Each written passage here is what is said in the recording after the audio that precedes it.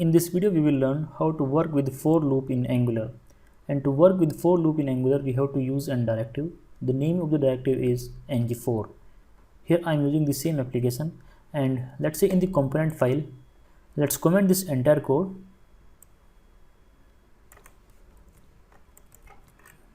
And let's comment everything on this HTML file also.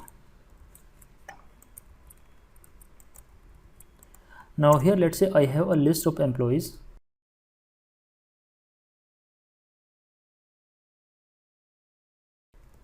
This one, and now I want to display all these names on the HTML template. Before writing the code on the HTML template, first let's open the browser and the editor side by side. So as of now, you can see that we do not have any output on the browser because we do not have any code in the HTML file. Now let's say I want to display all these names in the list. So for that, I have to use the HTML tag, that is UL, and in this UL I want to use the LI, basically the list item. And because I have these 4 names, so I want these 4 LIs. And in Angular, to iterate all the elements from a list, we have to use ng4 directive. We have to use this ng4 directive on the LI, not on the UL. We can use it like this, ng4. Then here we have to define the variable let employee of the name of your list, this particular name, so it is employees, and here I can simply paste employees. This let is used to declare a variable, and here we have to write the name of our variable. This name of the variable could be anything. It could be A, B, C, or anything that you want to have over here, but I always prefer to use the name in the readable state. By having the loop on this variable, we can simply say that this variable has the information of one single employee. We don't have to do anything else, and let's just save the changes. Here on the right side, you can notice that we are having 4 lines. Let's right click and see what we got over here. So here you can see we are having one UL, and in this one UL we are having 4 LIs. But if you will expand this LI, we do not have anything over here, and that is why we are having a blank list. So to display the data over here, we can use the interpolation that we have discussed in one of the previous video, and we can use the interpolation like this. And here is the important concept. Let's say this employees list has 4 elements, then this employee variable will have all of them one by one. So for the first time, it will have the first element, then the second, then the third, then the fourth, and it will go on. So we have everything in this employee. So let's simply use employee and just save the changes.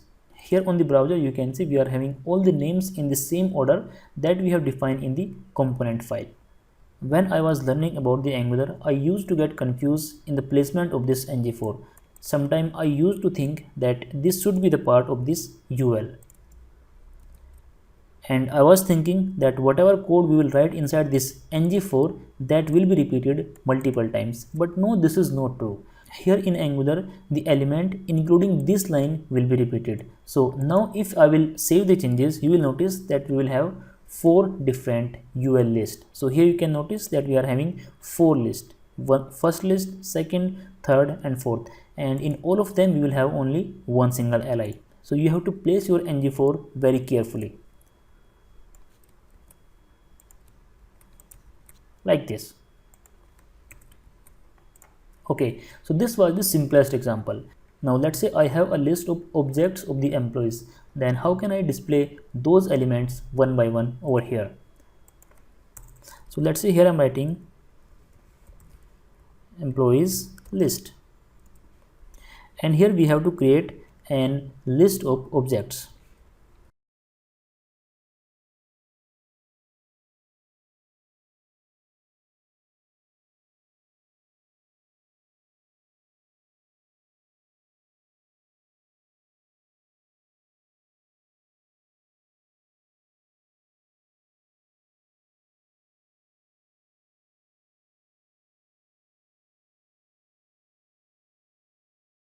And here you can see that we are having this list. This list has 5 items, 1, 2, 3, 4, 5, and one item in itself is an object. So this particular object has 3 items in itself. So the name, salary, and the address. Now we have to display all this information in a table.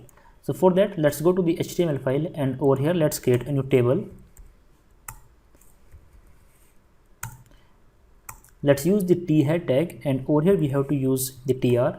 Let's define all the headers.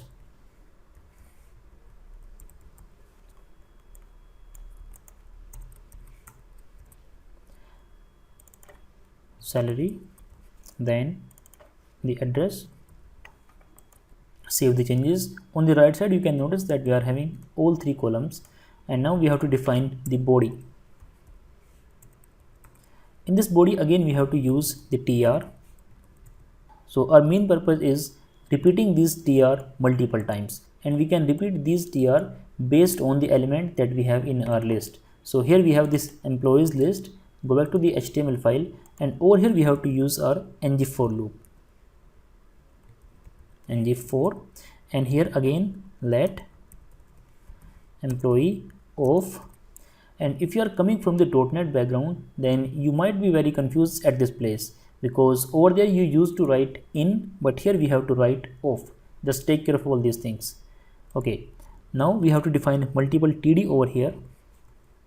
First td, then just copy it and paste it again like this. Save the changes.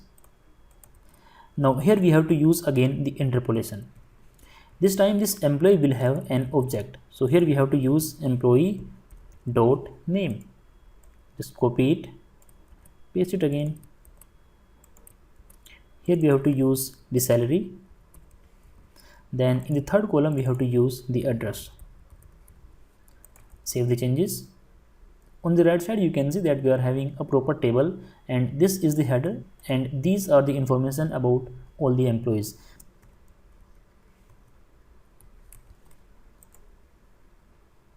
There are lots of other things that you can do with this ng4. Let's learn all of them one by one. In most of the cases we always need the index of these records. So to get the index of these records we can use index and then just provide a local variable, and we can do that by using an as keyword and just give any meaningful name of your choice. So let's say I'm simply having I. Save the changes, and over here if I want to display this index, then I can write I. Save the changes. Here you can see that we are having first 0, 1, 2, 3, and if you will add more names over here, let's say I'm having this name Om. Save the changes. Immediately you will notice that we are having one more element, and the index of this one is 4. And I believe you already know that the index always start from 0 and it increase by 1. Let's perform the same operation here also. So let's add one more column at this place. So here I'm writing index, and then to get the index I have to use the index over here and then as, and let's again write the index. It is not necessary to use I all the time. You can give any meaningful name of your choice. Save the changes, and over here just add one more td like this and use this index over here. And this time we do not have to use employee.index because this employee and index, both of them are independent. Save the changes. This time you can notice that in the index column we have all the indexes. So this is how it will work. There are lots of other things that you can perform in this ng4. Let's say you want to find out the first element from this list, then you can use the first. Again we have to put a semicolon and we have to write first. This keyword is fixed, you cannot change it, but if you want to assign a local variable, then you have to use the as keyword, and here you have to give your own variable name. So let's say I'm having only f. Save the changes, and I can use this f over here like this. This time you will notice that we are having true and false values. So this first basically tells whether the current element is first or not. If it is first, then we will have the true. If it is not first, then we will have the false. You can notice only the first record has true and all other records have false value. Let's implement the same thing here also.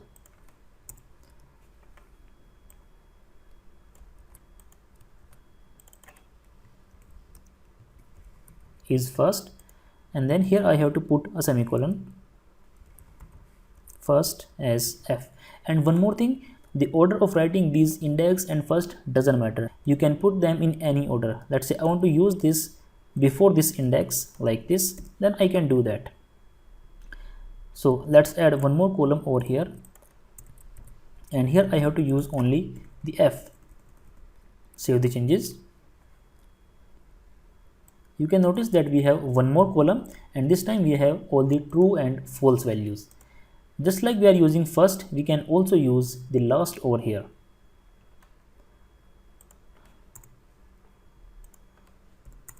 So let's use last as L, and to display its value we can use the interpolation and L. Save the changes. This time you can see that the last value is true and all of other values are false, because the last record is this one, and in this case it will be true, rest it will be false. Let's do the same thing here also.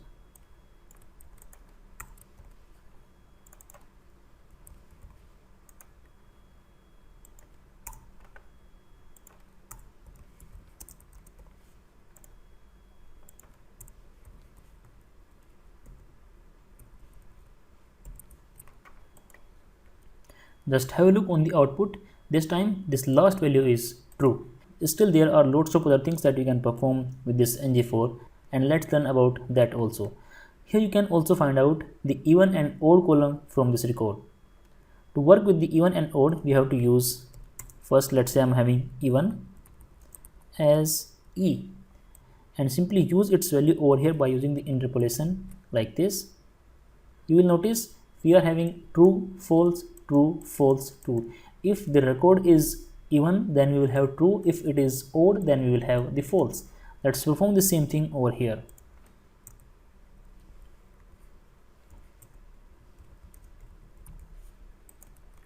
Then here we have to use even as the name of your local variable. Let's say I'm having even.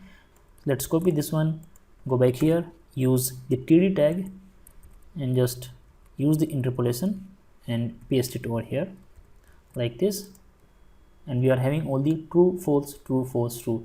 This even and odd might be very useful where you have to work on the styles and designs of this particular table. Just like the even, we can also use odd over here. Let's do that, odd as odd, and here I can simply write like this. Save the changes. This time you will notice that we are having just the opposite value. First we were having true, then we have false, true, false, true, false. Let's do the same thing here also in this object list.